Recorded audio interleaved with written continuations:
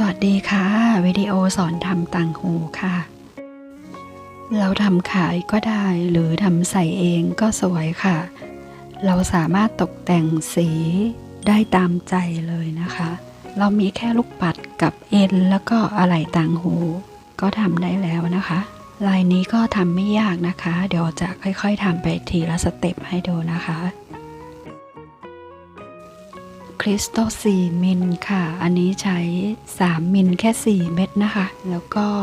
6 มิลเป็นลูกปัดทรงกลมสีทองค่ะอันนี้เป็นลูกปัดญี่ปุ่น2 มิลค่ะเอ็นเราจะใช้เบอร์30นะคะเราดึงเอ็นมา1เส้นค่ะสัก70เซนนะคะเริ่มต้นค่ะ101 เม็ดก่อนนะคะ100ลงมาแบบนี้ค่ะจากนั้นให้หยิบ1 เม็ด4 มิลร้อยไปกับเอ็น2เส้นค่ะจะออกมาแบบนี้นะคะต่อไปเราก็ใส่ขวา1 เม็ดซ้าย2 เม็ดแล้วเราก็สวนเม็ดทางซ้ายที่อยู่บนสุดลงมาจะเป็นแบบนี้ค่ะและใส่ขวาซ้ายใส่เม็ดทั้ง2ฝั่งเลยนะคะแล้วก็สวนฝั่งซ้ายลงมาใส่กี่เม็ดใส่สีอะไรไซส์อะไรเราใส่ให้ตรงตามวิดีโอนะคะต่อไปก็ขวา1ซ้าย2ค่ะ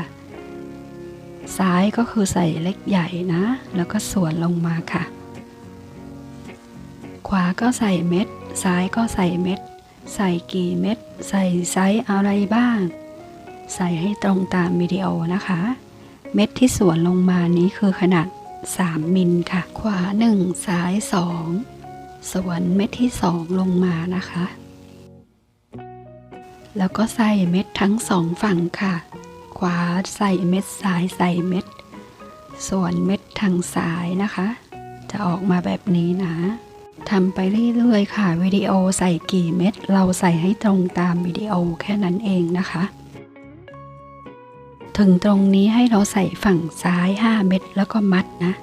เราทำมาสุดแล้วนะคะต่อไปหยิบเอ็น1 เส้นร้อยไป1 เม็ดตรงนี้ค่ะแล้วก็หันมาหยิบเอ็น1 เส้นร้อยสอดเอ็นไล่ไปค่ะฝั่งซ้ายนี่ก็ทำเหมือนกันค่ะให้เอ็นมาอยู่แบบนี้นะซ้ายก็ใส่เม็ดขวาก็ใส่เม็ดใส่ให้ตรงตามวิดีโอนะคะ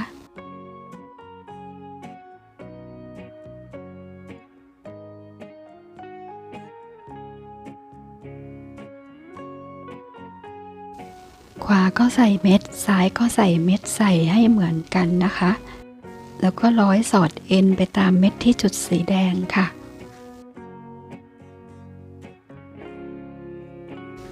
แล้วก็ฝั่งซ้ายก็ทำเหมือนกันนะคะขวาก็ใส่เม็ดซ้ายก็ใส่เม็ดใส่ให้เหมือนกันนะคะ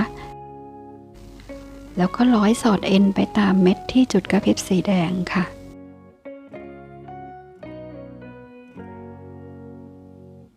พอมาถึงตรงนี้ให้เราจับมัดแน่นๆนะคะแล้วเราก็ร้อยเก็บเอ็นทั้ง2 เส้นนะคะ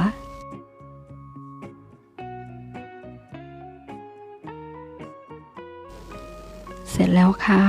ต่างหูสวยๆค่ะเป็นงานลูกปัดกับคริสตัลนะคะนี้ทำไม่ยากค่ะอุปกรณ์หาซื้อได้ง่ายนะคะในออนไลน์มีขายนะคะหรือว่าตลาดสำเพ็งถ้าใครอยู่กรุงเทพก็เข้าไปหาซื้อได้เลยค่ะมีขายเยอะมากค่ะ